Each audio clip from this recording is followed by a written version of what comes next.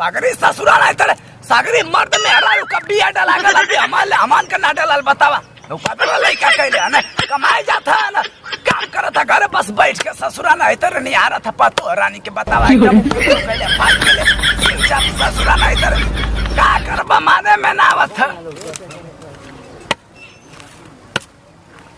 एकदम फाल्ट सिउचा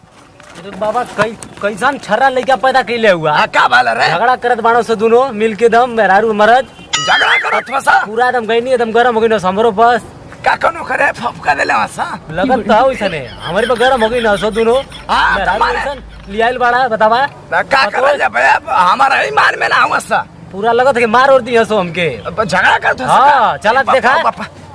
इनाम के जाए के पड़ी हो देखा अपन ओ पापा जा पापा मनिया से नहीं कुछ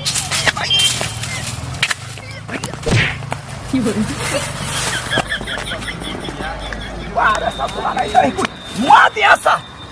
दिया सा हमके मनिया से ना बतावा हां कचरा तनिया भाई हां की ना हां कुछ पूरा सड़िया खोल दे दरवाजा पूरा खोल दे तोर मार कुछ दे हां चामर साथ कुछ दे हां वो कोनी दे बच्चे हर चीज मिलेला अपन बाप के पूरा हथियार निकाल के पता पता है अच्छा हट बाबूजी हट छोड़ बाबूजी हट छोड़ो हट कूलर भेजे यो बाप ये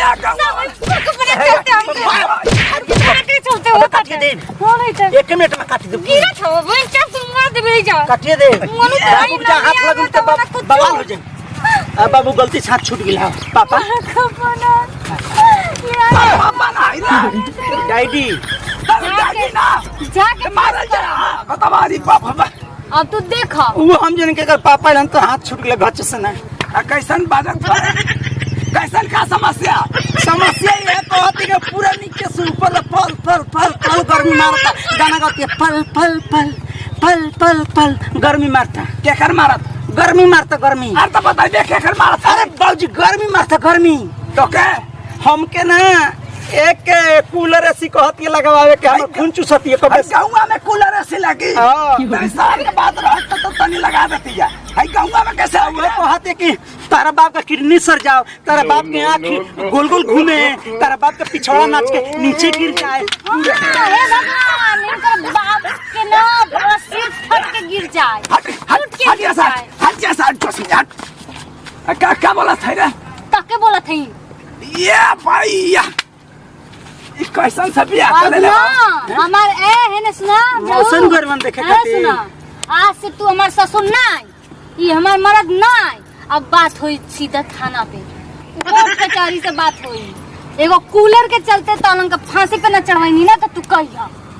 ए बहनी नत के ओलिया दे ना अपन कूलर अपन पिछवाड़े में डाला मतलब नहीं क्या आज तक खाना पना गलला हमारे खानदान का अब तू जब थाना पर हाँ हम जाए पिछवाड़ा में डालते खानी है कूलर आटी की ना हमारे में आटी ये कोलस तो हम कहीं चेक करी जगह चौचारा हटा जिंदगी जानूम बना के रख देना ये भैया मड़ई में रखा किसी को समझावा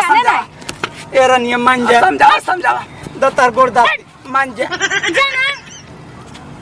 गमछी से बाबूजी के हवा हाँक देब हम धोती से हाँक दे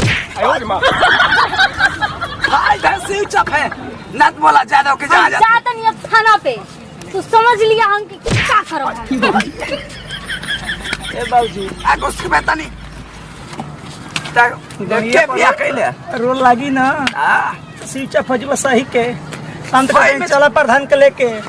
सही में जाते का हां कवाना गुआई रहे रे कवाना करैलन मौसा हां पंचोचर ससुरा बस दे दाओ के खमा केरो बिया दे ना वही सब फाल्ट मार गइल एकदम फाल्ट सीचा बजरिया सब खत्म बस दे दे एगो दाई सर्वत का कौन बतैला सही हमके बताओ पहले अरे जवन आलला बतेला से ना हाँ, बतैला। सार के देख बियाह 3 दिन में तलाक करा दे देख तू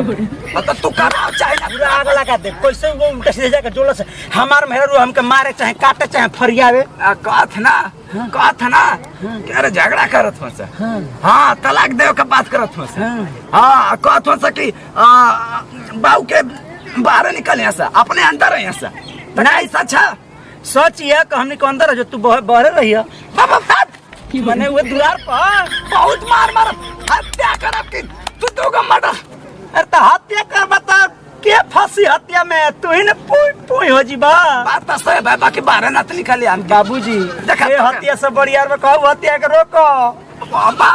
चल मर्दान के लेके चल पहले रुको मेरी पैसा रुको ले जल्दी ले आओ दो साइकिल के बाबूजी ई का